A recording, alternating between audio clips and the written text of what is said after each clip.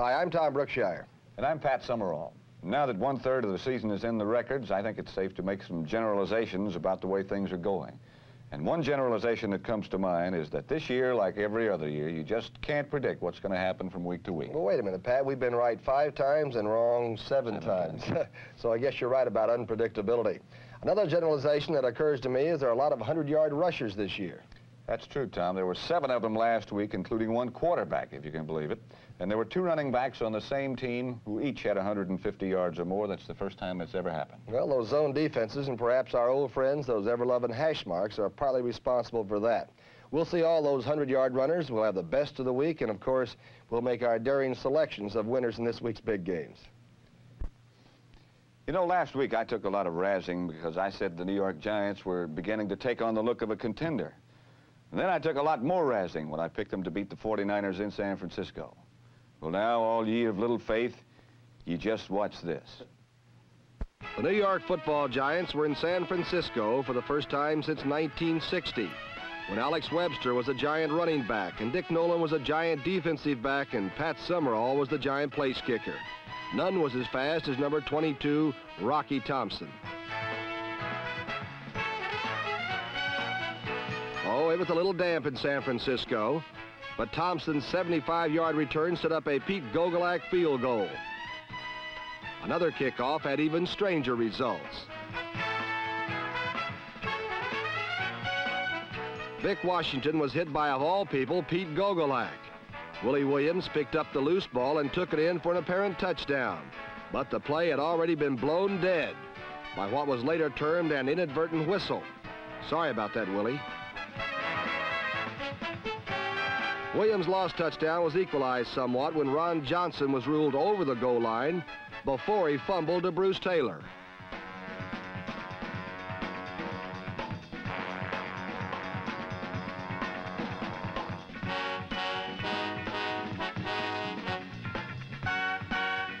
In all, there were 8 official fumbles in the game.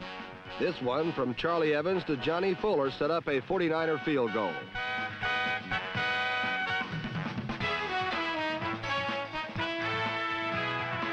Despite all the fumbles and weird play on Candlestick's soggy carpet, there were flashes of the way the 49ers used to play football.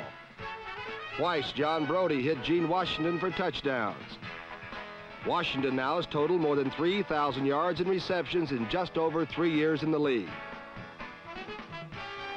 The sun came out for Brody's second touchdown pass, and everything looked rosy for the 49ers, who led 17-13 with 6.5 minutes left to play.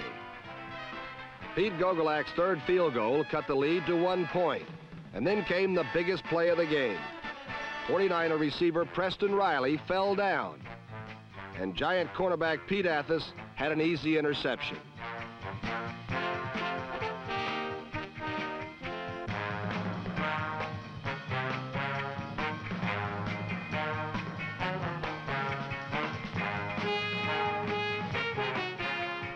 With only 1:34 to play, Norm Snead handed to Charlie Evans, and suddenly the Giants led 23-17. Alex Webster, Dick Nolan, Pat Summerall, and all those guys I used to play against would have known how to celebrate a big win. Charlie Evans and the new Giants might need a little more practice.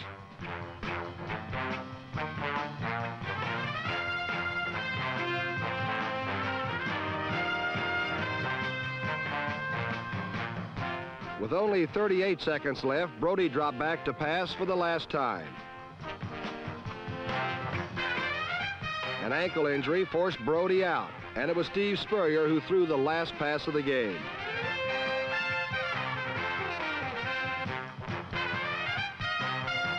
Pete Athos had his second interception and the only 2 in the game.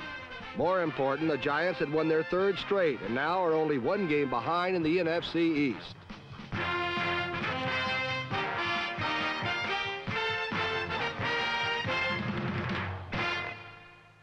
Just across the bay from that giant upset of the 49ers, the Buffalo Bills and the Oakland Raiders were embroiled in another cliffhanger. And Pat, I know the Raiders are a second-half football team, but last week they turned around just in time. Once again, the Jekyll and Hyde Award of the week goes to the Oakland Raiders for their half-dull, half-hair-raising game with the Buffalo Bills in Oakland. At the outset, the Bills' defense, led by number 82 Al Cowlings, overrode the Raiders, securing field goal position, which led to a 6-0 lead.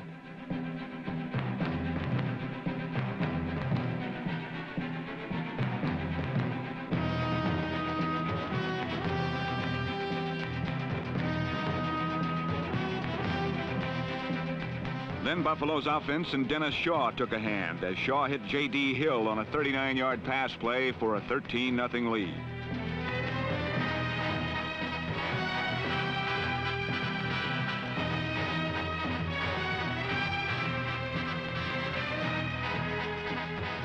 When Darryl LaMonica's pass was intercepted by Alvin Wyatt, the first half ended and Oakland was still not on the scoreboard.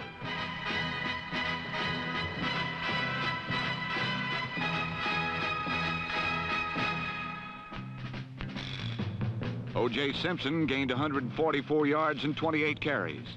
But starting the third period, yardage became costly as the Raiders began to close in.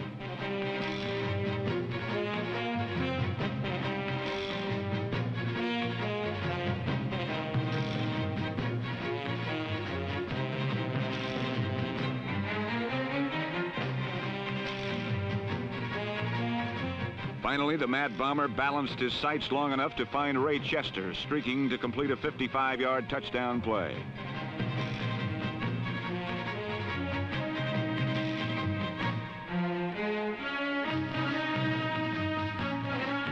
And LaMonica came back to Chester early in the fourth period, setting up a 1-yard touchdown run by Marv Hubbard, making it Raiders 14, Bills 16.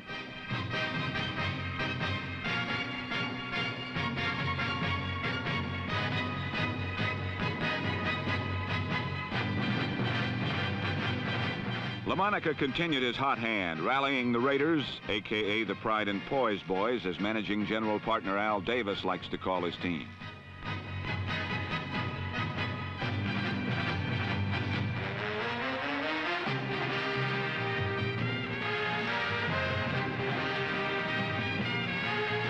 An interference call set up this go-ahead 8-yard touchdown sweep by Clarence Davis.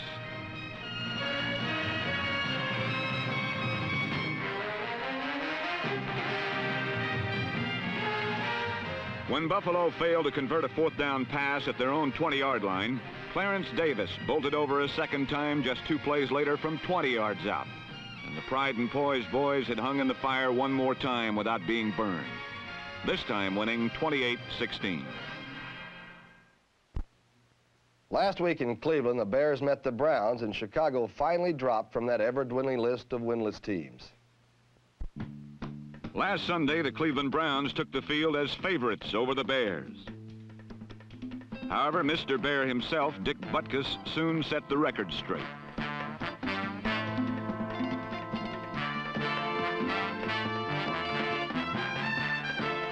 And Bobby Douglas made one of his only 2 completions count as he hit Earl Thomas, number 82, for 1 score.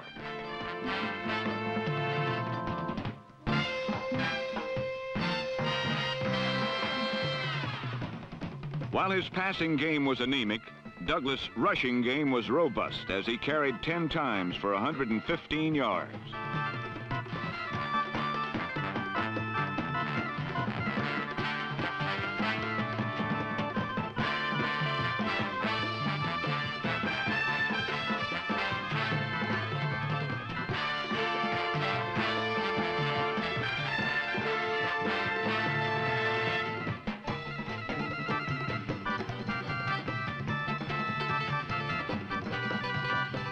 In the end, Big Bad Bobby's 57-yarder iced the victory for the Bears. Their first this year and the first time the Browns have been shut out since 1965.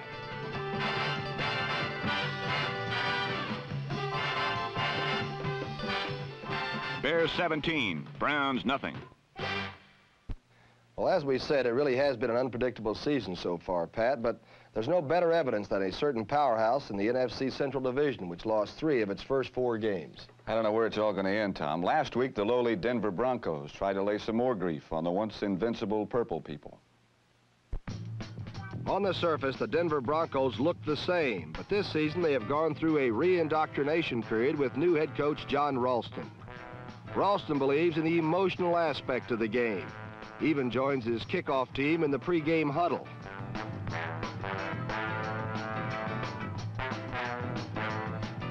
The rookie head coach from Stanford is determined to build a winner on his own terms, but it is unlikely that he faced a team in college like the Minnesota Vikings.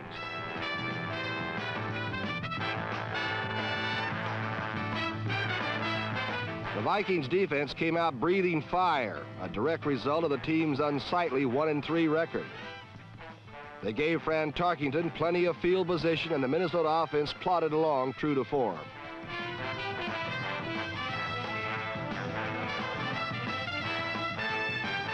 Number 30, Bill Brown, set up 1 touchdown, and Fred Cox kicked 3 field goals for the 16 points. Minnesota used to be able to win with 16 points. But Denver began getting the ball to a man who was born to test tough defenses.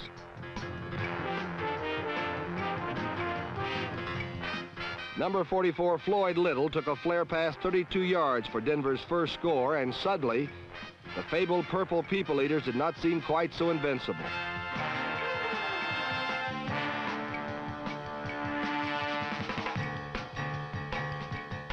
Little directly challenged Minnesota's strength and came up with 100 tough yards and 3 touchdowns.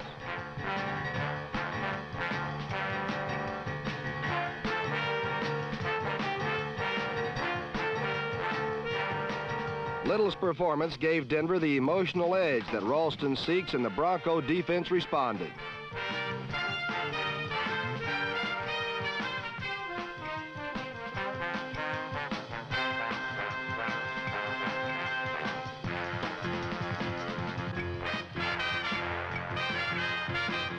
Rookie Tom Graham, number 83, picked up on Dave Osborne's error as Denver put on fourth quarter pressure.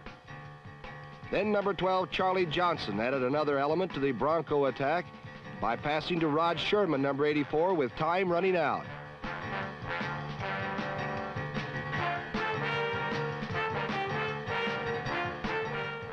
Less than a minute remained when Little sliced in for his 3rd touchdown and a 20-16 lead.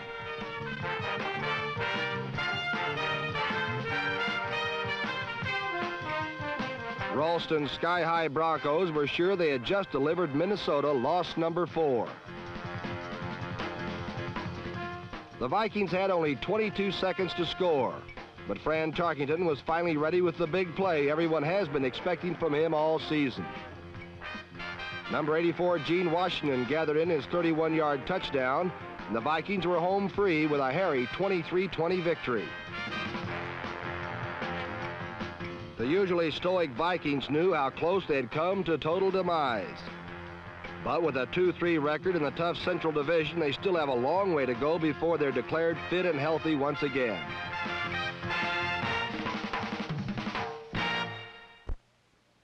In Baltimore, it seems that the deeds of a legend and his legendary team have finally become yesterday's glories. Following in the familiar crab steps of their legend, the Baltimore Colts came out possessing a very unfamiliar losing record. Though 4 weeks had produced but 1 victory, the Colt linebackers remained an unmatched triumvirate. Ray May, number 56, still blew in hard and fast from the right side. And number 83, Ted Hendricks, still tried to turn setbacks into headless horsemen.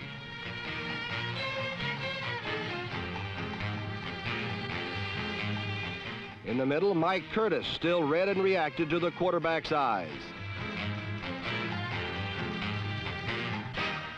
But while the defense clings fast to their legendary greatness, it is on offense where the legend has withered. John Unitas probes and picks like a master, but the Colts have lost the master's touch.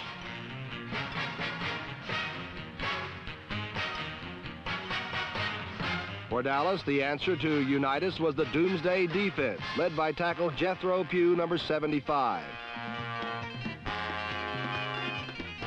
Whether it was sacking Unitas or tracking down the screen man, Pugh plastered every man wearing Baltimore blue. Through 5 weeks now, the staunch Dallas defense has allowed but 3 touchdowns, and it's been their excellence that has kept alive championship dreams.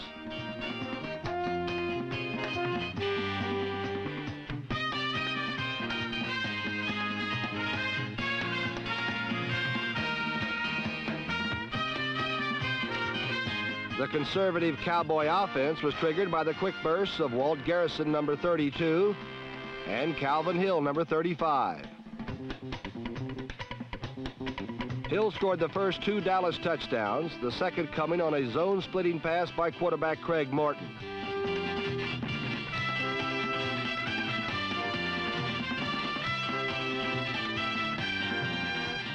Only once did Baltimore penetrate the Dallas 20. But they were denied a score when Unitas illegally batted his fumble into the Cowboy end zone.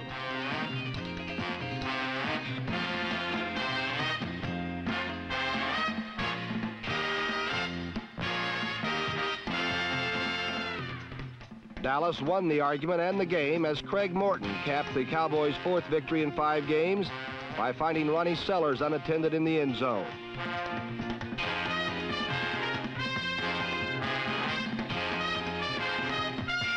For Dallas, their 21-0 victory was an easy stepping stone to their summit meeting this week with the Washington Redskins.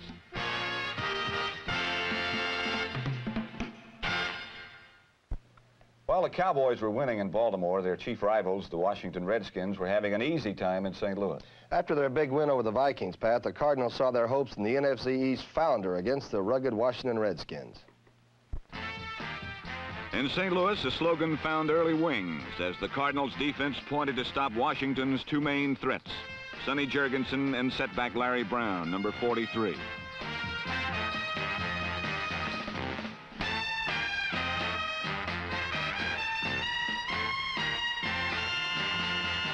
The Big Red whiplashed Larry Brown, and cornerback Miller Farr was right in stride for Jurgensen's buggy whip bomb.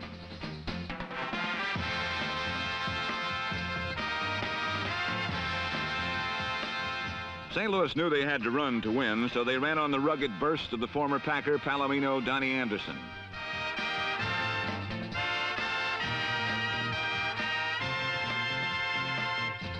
But the cagey Redskins caught on, and their front 4 ran circle games that broke down Gary Quazzo's protective pocket.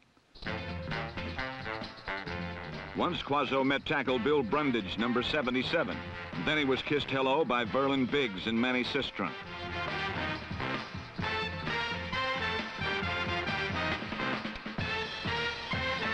Backed by their resolute defense, the Redskins turned loose Larry Brown.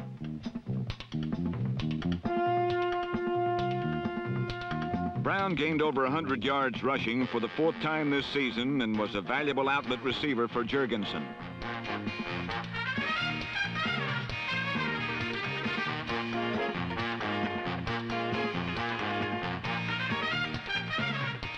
A soaring touchdown by Larry Brown's blocking back Charlie Haraway gave Washington a 10-0 lead at the half. Quazzo attempted to bomb the Cardinals back into the game in the second half, but Washington's rubber band defense snapped shut on Walker Gillette, who was covered short by Rosie Taylor, number 22, and deep by Pat Fisher, number 37.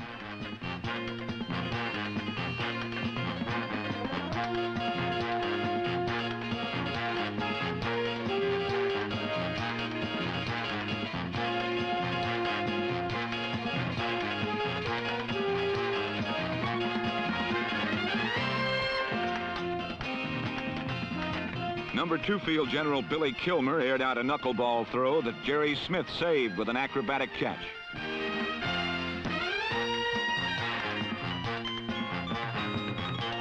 Aided by 4 Kurt Knight field goals and 3 touchdowns, 2 by Charlie Haraway, the Redskins won 33-3. This week brings Dallas and a showdown in the NFC East.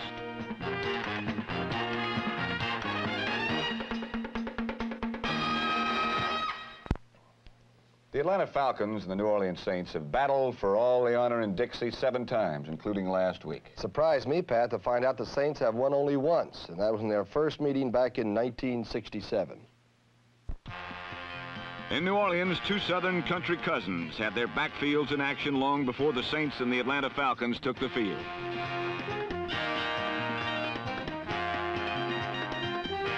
On the first play, the character of the game was established. The Saints' Joe Williams fumbled, Greg Brzezina recovered, and the Falcons were in charge deep in New Orleans territory. But 3 plays later, Art Malone, hit by Richard Neal, fumbled, and rookie Ernie Jackson controlled it at the 15. With an open field in front of him, he dashed 85 yards to a 7-0 Saints advantage.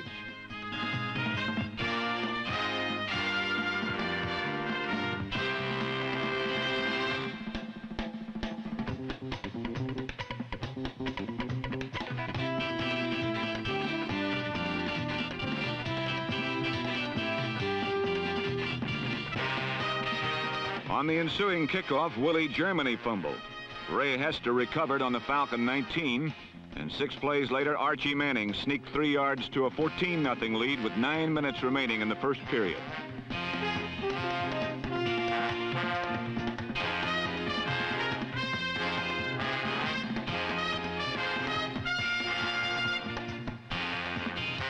But after that, the Saints offense slipped flat on its back on the sun-soaked mud sod. With 52 seconds still in the first quarter, Bob Berry completed a 48-yard drive in 8 plays, pitching 10 yards to Jim Mitchell for the Falcons' first score. But frustrated by 5 fumbles lost, the Falcons could not click again until late in the third quarter, when Wes Chesson caught one for 17 yards from Bob Berry and caught another for his trouble from a sticky rookie safety named Tom Myers.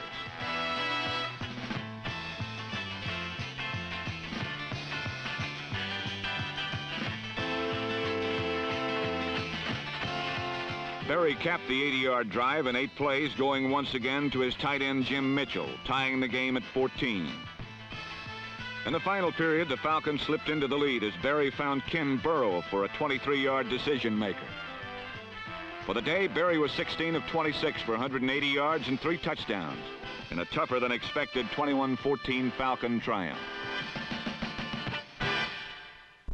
Well, the Saints came close, but now it's just New Orleans and Philadelphia who have yet to win a game. Last week against the Los Angeles Rams, the Eagle fans spent yet another frustrating Sunday. Philadelphia Eagle fans are not known for their patience, and this season they've had reason for somber looks and a stern countenance. But some Eagle fans have found reason to laugh optimistically. And some have even found reason to applaud and cheer. The reason they cheer is because they're sure rookie quarterback John Reeves will find a way to work things out.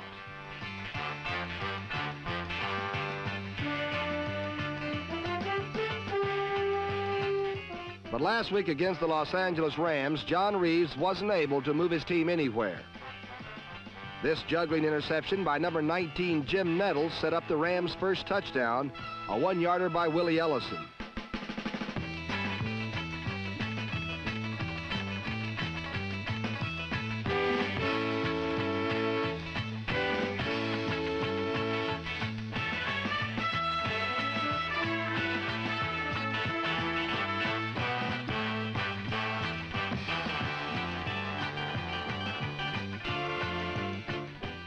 Then number 79, Coy Bacon, stormed in and helped force a Reeves fumble, which Bacon recovered and which set up another Los Angeles score.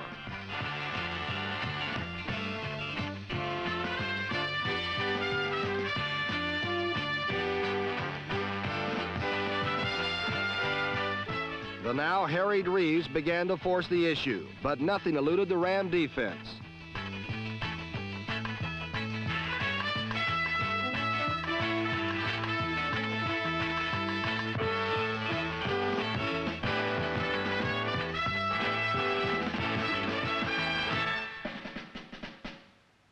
From deep in his own territory, Roman Gabriel began to go to his receivers.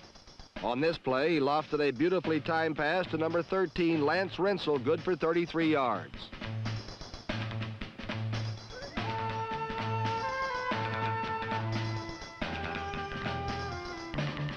And then an Eagle piling on penalty added 15 yards to that.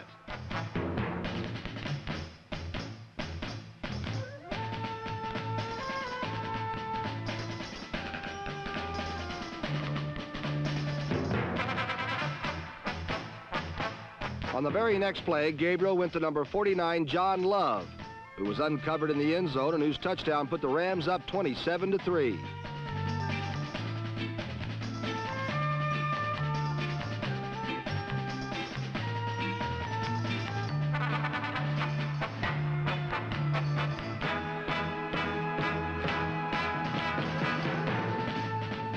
The Eagles countered by replacing the rookie Reeves with veteran Pete Lisk, number 14.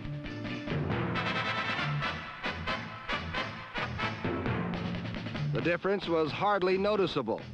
Rams recovered, and on the next play, number 45 Jim Bertelson swept in for the final score, which made it Rams 34, Eagles 3.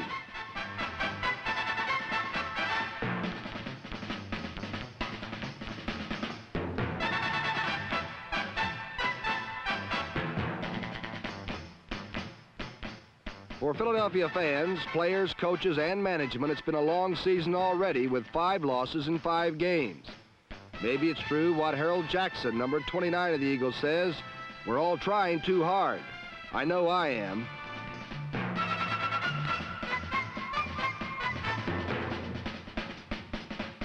Well, whatever the problem is, the Eagles will have a new one if they don't start winning soon, because 65,000 unhappy people can throw a lot of debris onto a football field.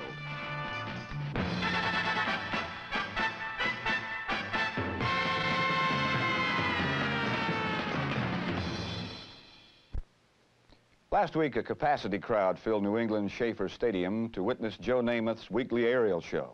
Instead, they saw the New York Jet infantry pass in review. Last week, the brisk New England breezes were great for showing off flags in the pregame show. But gusts of 35 miles per hour posed a problem for exponents of wide-open football. A foremost exponent is number 12, Joe Namath, a pure passer who also proved to be mighty fine pure handoff man.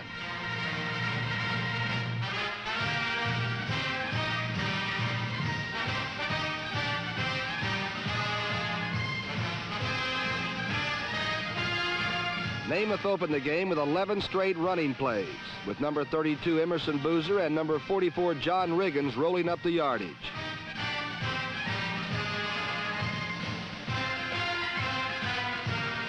Riggins capped the drive to give the Jets a quick 7-0 lead.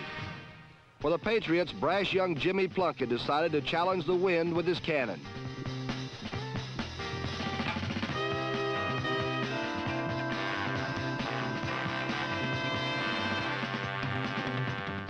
The breezes seemed to bother New England's receivers more than its quarterback, so Plunkett also turned to the run.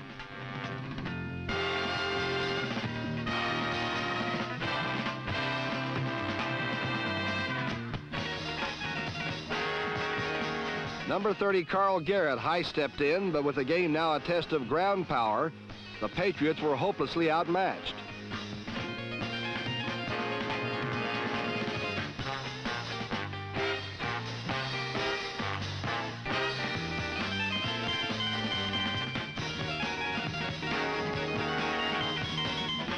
While Boozer juked his way for huge gains, Riggins blasted up the middle with 32 carries for 168 yards.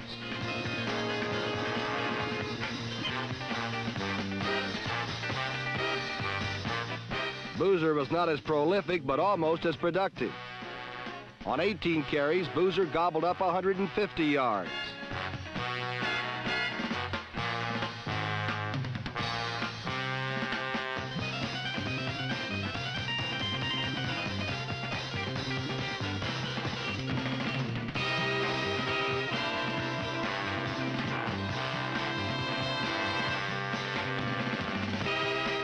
Boozer blasted the Patriots clear out of Schaefer Stadium as the Jets rolled to an insurmountable lead.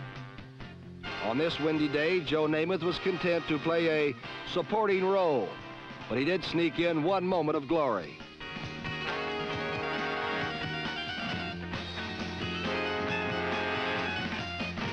Number 88, Rich Castor, came up with Namath's one shot at the end zone, and then the Jets went back to proving they are more than the one-man team some experts think them to be.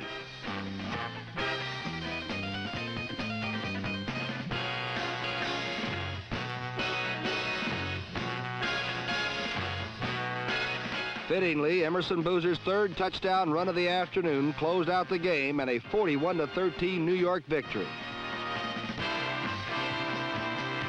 On a day when Joe Namath threw only 8 passes for 63 yards, the Jets still scored 41 points to stay within sight of the streaky Miami Dolphins. In the AFC Central Division, the Pittsburgh Steelers stayed close to the Cincinnati Bengals in what looks like a season-long race to the title. Pittsburgh quarterback Terry Bradshaw is smiling because the Steelers are in the thick of the AFC Central Division race and have a shot at their first division title in their history. An all-purpose Bradshaw has been a major factor in the Steeler title drive, but early in their game versus Houston, the Steeler drive gears were not meshing.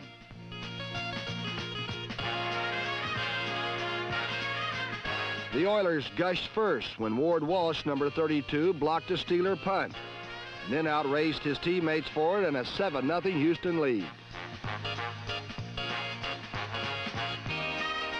Houston's hopes ride on their fine young quarterback, Dante Pastorini, number 7, but he does not have the supporting cast that Bradshaw has. On this day, he could manage just 40 yards passing as the Steeler defense blanketed his receivers and ate up his pocket time.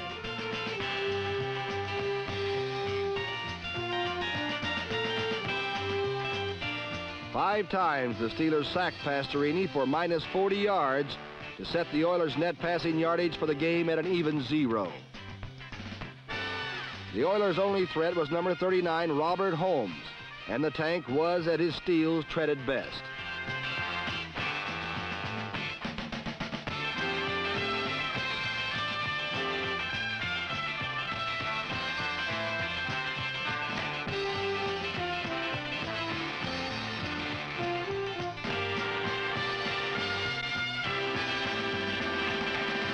The Steelers are much deeper at running back. Frenchie Fuqua, number 33, picked up 43 yards of a 60-yard drive that led to a Steeler field goal. Then first-round draft pick Franco Harris, number 32, carried 10 times for 46 yards of a 65-yard drive.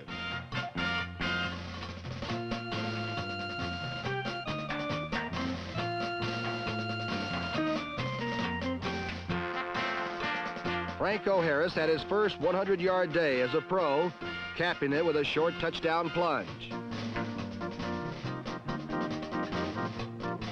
Bradshaw then turned to his third starting running back.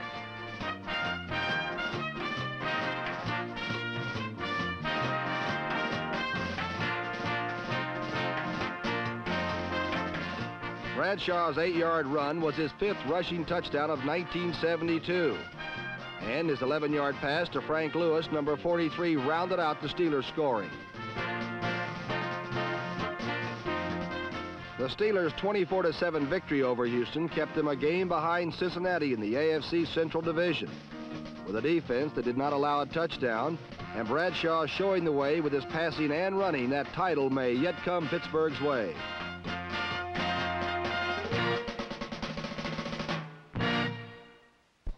In the AFC Central, there's only one team that's been hotter than the Steelers, Tom. And last week, the first-place Cincinnati Bengals battled another first-place team in Kansas City, or at least the Chiefs were in first before the ball game.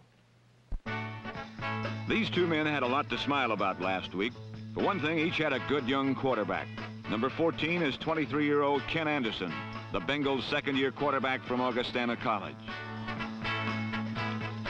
Number 10 is 26-year-old Mike Livingston, the Chiefs' 5th-year quarterback from SMU and still undefeated as a pro. But on a quarterback sweep, Livingston pulled up lame, and 37-year-old Lynn Dawson had to return to battle. After a 3-3 first half, Dawson brought the Chiefs to life in the third quarter with his passes to Otis Taylor, number 89.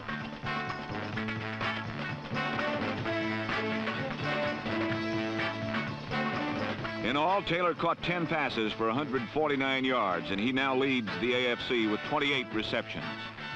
Dawson sometimes needs extra time for Taylor to break loose, but when Dawson has the time, Taylor makes it worth the wait.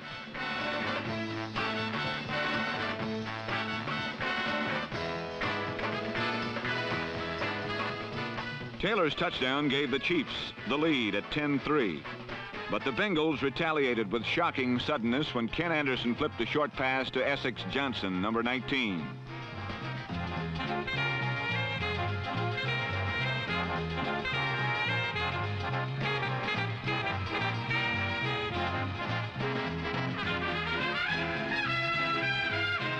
Johnson's 65-yard shocker tied the game at 10-10, but there were more shocks to come for the Chiefs.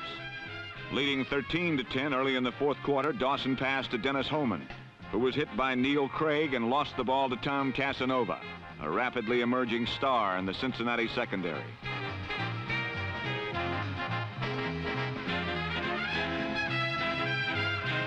Casanova's 33-yard return put the ball in position for Essex Johnson, who darted 16 yards closer to the Kansas City goal.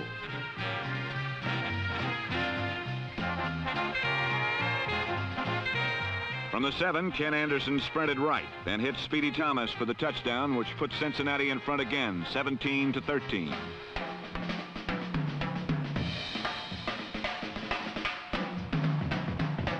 On his next series, Anderson beat a blitz by Jim Lynch when he unloaded to wide receiver Chip Myers, number 25.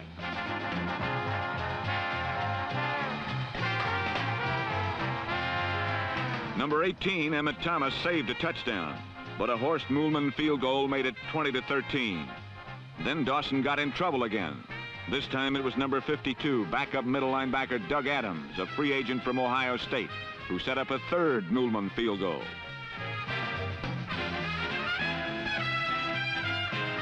In the final minute, trailing by 7, Dawson 3 times connected with Mike Adamley, and the Chiefs had a last chance first down at the Cincinnati 8-yard line.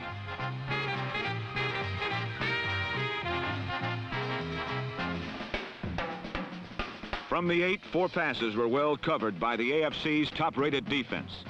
The Bengals had won what Paul Brown termed a great victory over a great team. "We've been rinky-dinks for 5 years," said Brown, "but they can't beat this team." One big reason the Bengals aren't rinky-dinks anymore is a young defensive line, which leads the NFL in getting to the passer. 22 times they have dumped the quarterback. Number 83, top draft choice Sherman White, has made a big difference. And then there is always Mike Reed, number 74.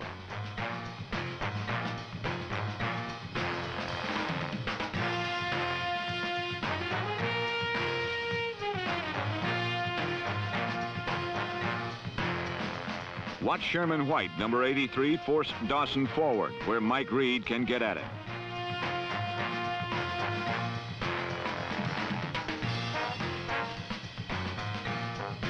Six times the Bengal rush reached Dawson, and 5 of those times it was Mike Reed who put him down. Despite constant double teaming, Reed continued to get through to the quarterback. In Paul Brown's great victory, no one played a greater role than defensive tackle Mike Reed, number 74.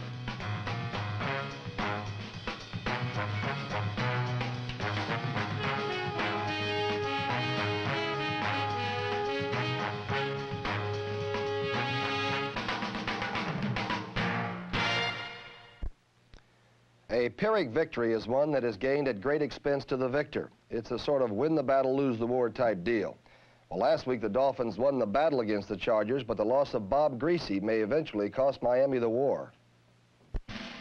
In Florida, the Miami fans love and emulate their Dolphins. And last Sunday, they packed the Orange Bowl 80,000 strong to watch their team go for its 5th win in a row.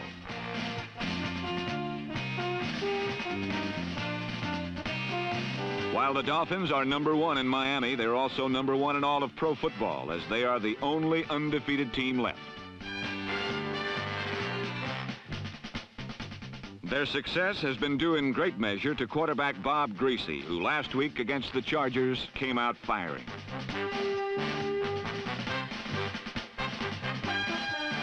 But early in the first quarter, Greasy suffered a possible season-ending injury when his leg was broken and his ankle dislocated. When it happened, Coach Don Shula said, "The mark of a good team is how it performs in adversity. And there can be no greater adversity than having your quarterback laid out there in front of you."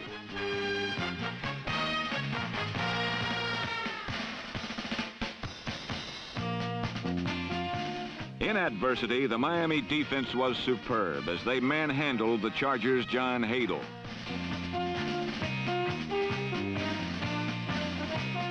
In adversity, the defense was alert as Dick Anderson, number 40, grabbed a fumble and took it 35 yards for a score.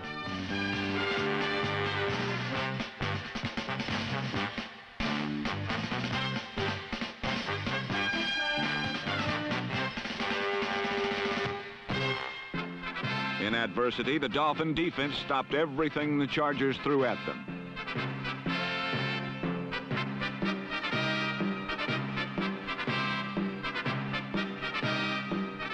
But while the defense was great, the Miami offense was fantastic. The offensive line gave Earl Morrall, number 15, just about all day to throw, although at first he was a little rusty.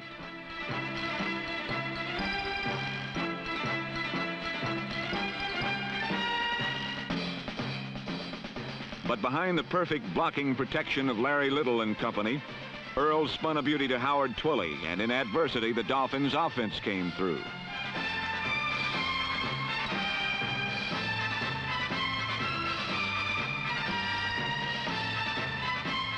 But Earl wasn't through, and standing ramrod straight in a cast-iron passing pocket, he zipped another score to Paul Warfield, which gave Miami a 24-3 lead.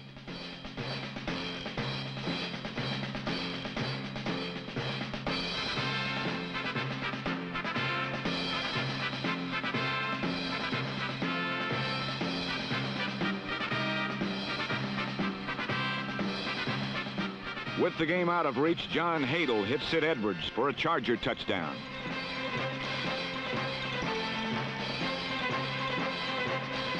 But when Hadel got ideas of putting San Diego back in the game, the Miami defense, in the person of number 13, Jake Scott, vetoed the motion.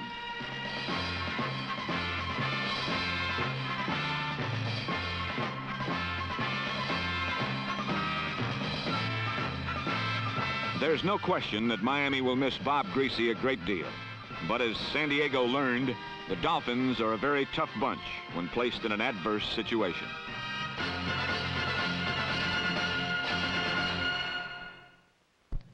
Well, Pat, it seems that no matter what happens, the Dolphins just keep rolling along, and it's going to be a little tougher, you know, from now on. What about our best of the week, Pat?